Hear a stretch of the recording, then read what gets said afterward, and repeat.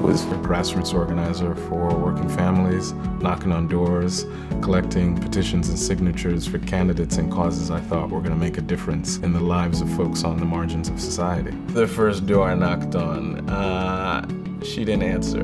The next door I knocked on, a guy said, "I have a gun, and if you don't get away from the door, I'm probably gonna shoot it."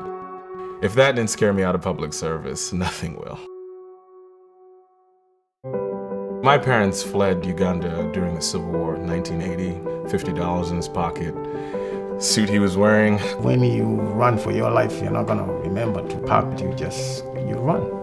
My dad, his first job was working at McDonald's, literally putting fries in little packets. When you talk with an accent, people take you for less than. I grew up in a little one-bedroom apartment, roaches and mice. A lot of folks that I knew growing up ended up going to jail or even worse, but I had managed to get a scholarship to go to a boarding school. Adem declined pocket money given to students and said, "There are a lot of people who need the money. I don't need it."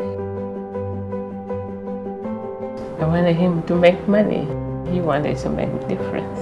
I was a leadership fellow at Bed-Stuy, helping children and single mothers get the supports and services that they needed.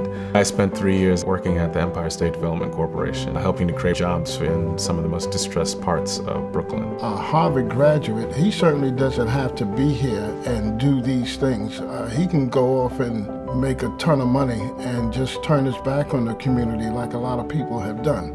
But he's chosen not to do that. Adem is sticking it out and committing to making things better for everybody that lives here. Folks in my community can't wait any longer for a member of Congress who's ready to do the right thing. They're getting crushed by rising rents. Folks are worried about whether or not loved ones are going to be deported. And on a day-to-day basis, people are concerned about whether or not the criminal justice system is going to be fair to them. Our current congressperson is pretty much missing in action.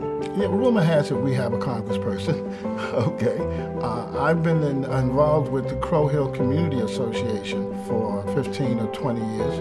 I have never heard from her. Folks, at the end of the day, really determine whether or not change happens. And it really begins with a small group and turns into a large one. We need someone who's going to step up as a Congress member and make sure that the voice of this community is heard and the issues oppressing this community are dealt with properly. 37 years ago, I ran for my life. Now my son is running for Congress. I'm very proud of that.